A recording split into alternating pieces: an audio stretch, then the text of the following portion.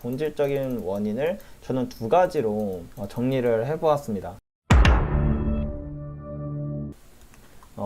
에너지 위기에 대해서 먼저 좀 이야기를 드려볼게요. 요즘에 좀 많은 국가들에서 에너지 공급 부족 현상이 발생하고 있습니다. 에너지 쇼티지라고 이야기를 하죠. 그래서 최근에 이 천연가스 가격을 보면은 천연가스 가격이 지금 미쳐서 이렇게 올라가고 있습니다. 이렇게 올라가고 있고, 뭐 천연가스만 그러냐, 예를 들면 뭐 유가 같은 것도 같이 보여드려도 유가도 이렇게 가격이 미친 듯이 이렇게 올라가고 있는 형국이고요.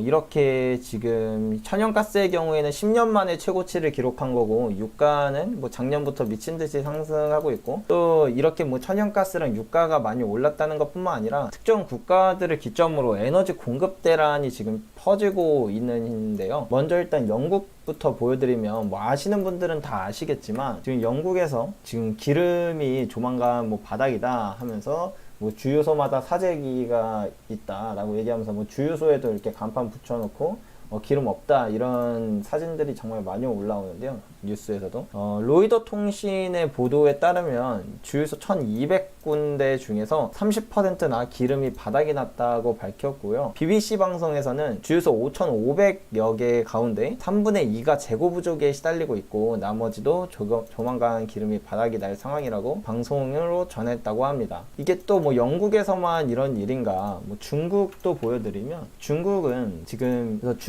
지금 전련난이 있는 것을 혹시 아마 뉴스로 많이 접하셨을 텐데요. 지금 석탄 재고도 바닥이어서 뭐 역대급 비상사태다 이런 이야기가 있습니다. 그래서 글로벌 타임스에 따르면 전력 사용이 이제 좀 제한되면서 일부 공장들은 생산량을 줄이거나 아예 생산을 중단하고 있다고 27일에 보도했다고 합니다. 그래서 이제 중국의 석탄 가격도 보여드리면 이렇게 정말 미쳐 날뛰고 있다는 것을 알 수가 있어요. 석탄 가격이 이렇게 미쳐 날뛰고 있는 모습이고요. 다음에 또 이제 인도를 한번 보여드리겠습니다. 먼저 이렇게 글로벌적으로 공급 대란이 있는 것들에 대해서 먼저 보여드리고, 왜 이런 일들이 일어나는 것인지, 그리고 앞으로는 어떻게 전개될지 한번 같이 생각해 보기 위해서 계속 이어나가도록 하겠습니다. 다음 인도를 보여드리면요. 인도 내 지금 전기의 70% 이상이 석탄 발전으로 나오고 있는데, 지금 인도의 이 석탄 재고량을 보면은 지금 역대 최저치를 지금 기록을 하고 있어요. 그래서 지금 전력 요금도 급등했다고 하고, 인도도 참 에너지 공급 부족 현상을 겪고 있다는 것을 알 수가 있습니다. 그래서 도대체 왜 전 세계적으로 에너지 위기가 이렇게 심화되고 있는 것인지 아마 궁금하실 것 같은데요. 물론 이제 각 국가마다 상황이 다 다른 거, 뭐 중국은 중국대로, 뭐 영국은 영국대로, 인도는 또 인도대로 다 각자의 국가마다 이제 상황이 있는 것은 맞습니다. 각자 상황이 있는 것은 맞는데, 본질적인 원인은 저는 또 같다고 생각을 하거든요. 그래서 본질적인 원인을 저는 두 가지로 정리를 해보았습니다. 그래서 첫 번째 원인은 ESG가 에너지 위기를 초래하고 있다 라고 저는 첫 번째 생각을 하고 있습니다. 왜 그러냐면, 일단 전 세계적으로 탄소 중립을 외치면서 지금 친환경 정책으로 인해 뭐 원자력 발전소라던가 뭐 화력 발전의 비중을 줄이고 있죠. 또한 발전에서 뿐만 아니라 에너지 사용 분야에서도 보면 화석 연료를 대체해서 이제 전기 에너지의 비중이 높아지고 있는데요. 뭐 예를 들면 이렇게 전기차 같은 것들을 뭐 우리가 생각해 볼 수가 있는 거죠. 근데 문제가, 이게 다 좋은데 이것들은 이제 확실한 문제점을 갖고 있다는 게 저는 핵심이라고 생각을 합니다. 에너지별 발전 효율을 따져봤을 때 사실 원자력이 제일 좋고, 그 다음 가스, 석탄, 이런 식으로 우리가 기존에 사용하고 있던 화력 발전과 원자력 발전이 발전 효율이 가장 좋습니다. 그런데 우리가 지금 친환경으로 가고 있는 정책들, 풍력이라던가 태양광처럼 이런 친환경적인 신재생에너지라고 표현을 하죠. 이런 발전으로 가게 된다면 당연히 발전 단가도 더 비쌀 뿐 아니라 효율도 이렇게 떨어지게 되니 당연히 전력 가격이 오를 수밖에 없을 뿐더러 뭐 심한 경우에는 공급 부족이 찾아오게 되는 것도 너무 당연한 일이라는 거죠. 그래서 제가 첫 번째로 생각하는 건, 이런 ESG로 인해 친환경 발전으로 가게 되면서 효율이 떨어지고 단가가 안 맞으니 공급 대란이 일어날 가능성이 뭐 당연히 컸던 것이다 라고 생각을 했고요. 두 번째, 이 글로벌 에너지 위기가 확산되는 두 번째 원인은요, 저는 글로벌 서플라이 체인의 붕괴라고 생각을 합니다. 글로벌 서플라이 체인 지표를 보여드리면, 이게 이게 이제 어떤 것을 의미하냐면 이 지표가 이렇게 위로 올라간다는 것은 전 세계가 이제 글로벌화가 되고 있다. 그러니까 무역이 활성화되고 있다는 것을 의미하고, 반대로 이렇게 떨어진다는 건 전 세계적으로 그런 글로벌 서플라이 체인, 그러니까 무역이 비활성화되면서 각자 이제 보호무역주의로 가게 된다는 것을 의미합니다. 그래서 1945년부터 2008년까지 계속 이렇게 글로벌화가 되었었는데 2008년부터 현재까지는 이제 다시 보호무역으로 가고 있다는 것을 알 수 있거든요. 이런 것을 뭐 다르게 표현하면 탈세계화라고도 하죠. 그래서 2008년을 기점으로 전 세계적인 보호무역주의 시대가 도래하였고, 쉽게 말해 이제 무역이 줄고 있다는 뜻인데요. 이렇게 되면 어떤 일이 발생하냐면 당연히 에너지 효율성이 떨어지게 됩니다. 기본적으로 무역이라는 것은 각자 이제 국가마다 이렇게 세 개의 국가가 있겠죠. 여기는 이제 자원 부국이 있을 것이고, 여기는 뭐 중간재를 만드는 곳이 있을 것이고, 여기는 완성품을 만드는 국가가 있을 겁니다. 여기는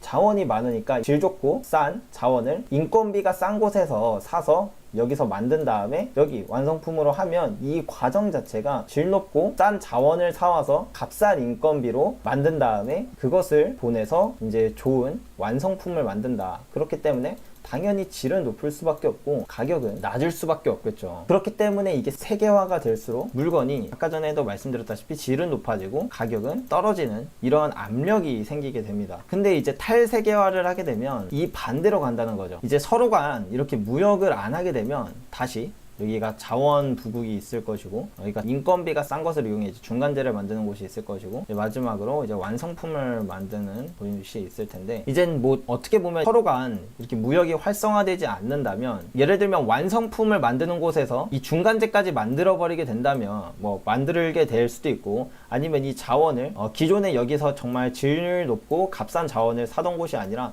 여기 뭐 차선책으로 또 다른 자원, 근데 여기서는 조금 더 가격도 비싸고 우리랑 동맹국이기 때문에 여기랑만 거래를 하게 되면 질은 조금 더 낮아지고 가격은 비싼 이런 자원을 가져와다가 어떤 물건을 만들게 되겠죠. 그렇기 때문에 이런 것들이 발생하면 발생할수록 비효율이 커지는 것이고, 그것은 곧 가격을 끌어올리게 됩니다. 그리고 때때로는 어떤 국가에서는 정말 이 자원을 조달하지 못해서 그런 공급 차질이 생길 수도 있는 것이고요. 그래서 이런 원료 쪽 수급에 문제가 생기게 되고, 이것이 곧 에너지 위기로 얼마든지 바뀔 수 있다는 것이죠. 그래서 이제 다시금 한번 보면은, 정말 그런지를 한번 보면은, 이 아까 전에 유럽이 지금 천연가스로 아주 허덕이고 있는데 그 이유를 생각해 봤을 때 그것은 러시아와의 관계 때문이죠. 이전처럼 무역이 뭐 전혀 그런 이런 뭐 서로 간의 관계 때문에 뭐 무역을 막 무역 보복을 한다거나 아니면은 어떤 보호무역을 하는 게 없었다면 이런 천연가스 부족 현상이 유럽에서 나타나지 않았을 텐데,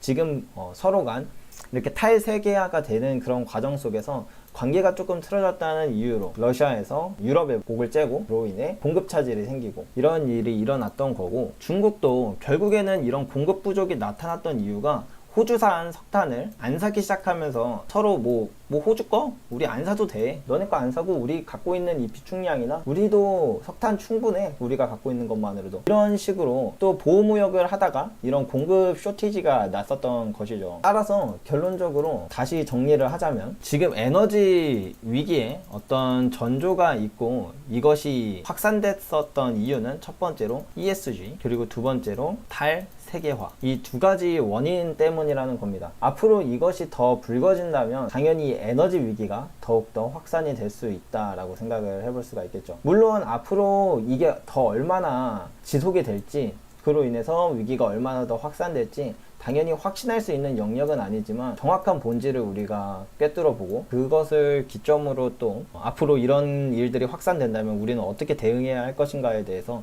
생각해보는 게 정말 중요할 거라고 생각을 합니다. 그래서 만약에 이 에너지 쇼티지가 계속 난다면 우리는 어떻게 대응을 해야 할까요? 당연하게도 가장 베스트는 원자재에 어느 정도 투자를 하고 있는 것이 제일 좋을 것입니다. 뭐 원자재라고 한다면 아까 전에도 봤던 뭐 천연가스나 원유, 아니면은 뭐 구리, 그리고 그리고 귀금속들도 당연히 이 원자재에 포함이 되겠죠. 이런 것들을 가지고 있는 것도 하나의 방법이고, 아니면은 이렇게 이 에너지 쇼티지가 인플레이션을 일으키기 때문에 물가 연동체를 보유하고 있는 것도 하나의 방법일 수 있고요. 아니면 뭐 또 다른 방법으로는 자원부국의 주식시장에 그런 에너지 기업들의 주식을 보유하는 것도 어떻게 보면 방법일 수도 있겠죠. 이렇게 뭐 또 말고도 더 많은 방법들이 존재할 수 있는데, 먼저 이런 생각을 같이 해보며 앞으로는 어떻게 우리가 대응해야 될지 더 많이 생각해 보아야 하는 그런 시간이 되지 않았나 라고 생각이 듭니다. 아, 맞아요. 그리고 탄소 배출권 얘기를 지금 라쿤 형님이 하셨는데, 탄소 배출권에도 투자를 할 수가 있습니다. 이것도 잠깐 보여드리면, 뭐 예를 들어서 이게 ETF가 있거든요. 탄소 배출권 ETF라고 검색하시면, 이게 탄소 배출권을 우리가 직접 보유함으로써 그것으로 수익을 낼 수 있는 그런 방법도 있기 때문에, 이것도 어떻게 보면 방법이 될 수도 있을 것 같습니다. 예.